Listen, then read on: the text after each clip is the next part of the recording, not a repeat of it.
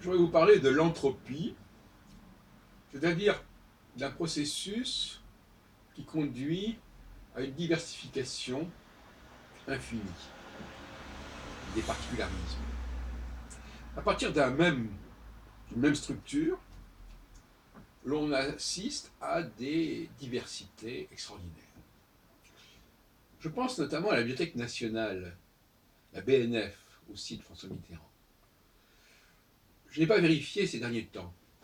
J'y vais, mais je n'ai pas fait de vérification. Mais j'avais remarqué il y a quelques années que, vous savez que la salle, enfin, les salles de rez-de-jardin sont divisées en une dizaine de banques, qui s'appellent ça des banques. C'est-à-dire des banques, c'est-à-dire des lieux où on va recevoir les livres, où on va les rendre, et des lieux où il y a des responsables qui nous conseillent avec un équipement de photocopie de microformes adjacent à chacune de ces banques. Eh bien, on s'était rendu compte que les règlements, les modes de fonctionnement différaient d'une banque à l'autre, au bout d'un certain temps. Ce qui était vrai dans une banque A, par exemple la banque R, n'était plus vrai dans la banque T ou dans la banque P, etc. La façon dont on délivrait les livres, tout un ensemble de modalités qui pouvaient varier, les autorisations de photocopie, les règlements concernant tel et tel facteur, ça variait d'une banque à l'autre et on pouvait savoir que si on allait dans telle banque, on aurait des services qui seraient différents de ceux d'une banque.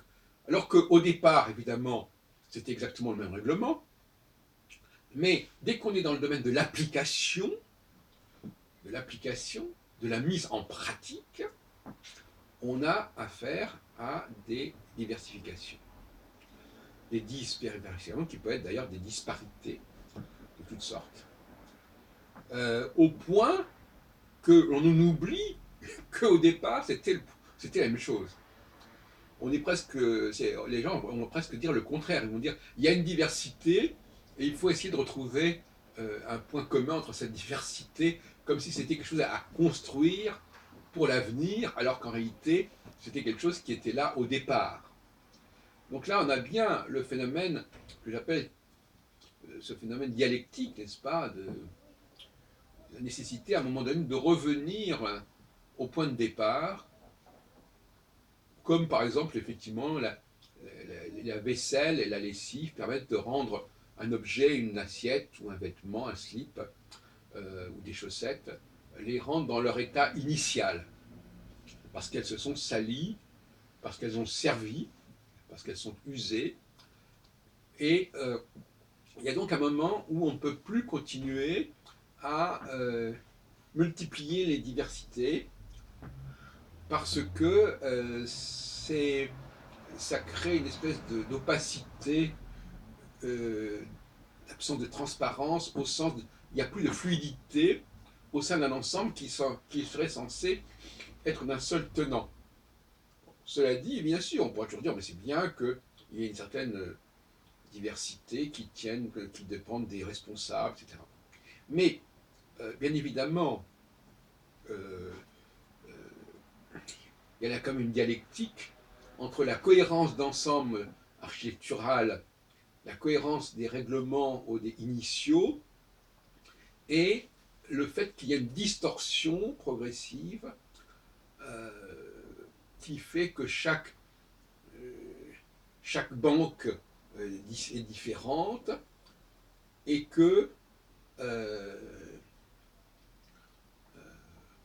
on ne sait jamais exactement si on a le malheur de changer de banque, banque au sens de BNF, pas au sens des établissements bancaires, on ne sait jamais exactement si le règlement est le même. À ce propos, il y a quand même un certain nombre d'abus qu'il faudrait quand même signaler et qui sont presque communs à toutes les banques en quelque sorte. C'est notamment la question de la gestion des périodiques. Vous savez que moi, je suis un peu ethnologue Et donc, je passe souvent de l'autre côté de la barrière. C'est-à-dire que, à la fois, je suis un usager, et en même temps, je regarde de l'extérieur en me disant, mais qu'est-ce qui va pas? Et donc, à une certaine époque, les périodiques il fallait aller les lire à Versailles. Je me souviens que je suis allé plusieurs fois à Versailles. Tout le département des périodiques au niveau, je ne parle pas de la lecture, mais au niveau des archives de périodiques, des périodiques anciens, il fallait faire le voyage jusqu'à Versailles. Pas très loin d'ailleurs du château. Et c'était très très contrôlé. Quand on vous donnait une certaine année de périodique, on notait soigneusement le nombre de numéros. Ce n'est plus le cas du tout à la BNF. On vous donne un... Et donc, bien entendu, il n'y a aucun code de badge sur chaque journal, chaque revue. Donc, on vous livre un carton, et puis voilà. Et puis, c'est le carton qui a le badge en question, le code barre.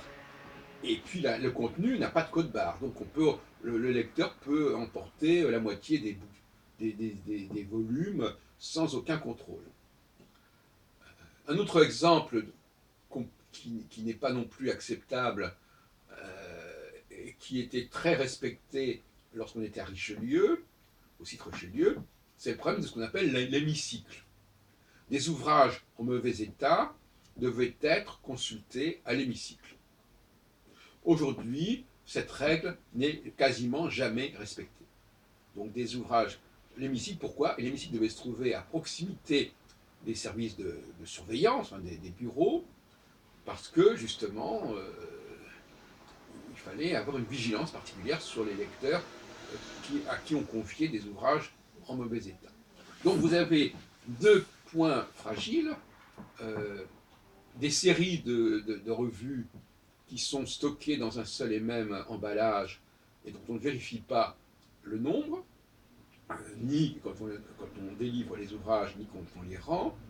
Et puis aussi, bien entendu, des ouvrages en mauvais état, mais que l'on livre, et qui ne sont pas, qui sont livrés en vrac avec les autres ouvrages, sans aucune distinction et sans aucune surveillance. Bien que la disposition topographique des lieux, normalement il y a un espace hémicycle qui est prévu et qui est séparé du reste de la salle. Mais moi, à ma connaissance, c'est très rarement respecté et ça dépend probablement des banques. Il y a aussi des banques qui ont instauré certaines règles du nombre de livres qu'il fallait avoir sur sa table. Enfin, il y a toutes sortes de modalités qu'on peut imaginer et qui peuvent varier à l'infini d'une banque à l'autre au sein même d'un même établissement, au sein même d'un même plan architectural. Voilà. Donc, la pratique est synonyme quelque part de diversité. Hein?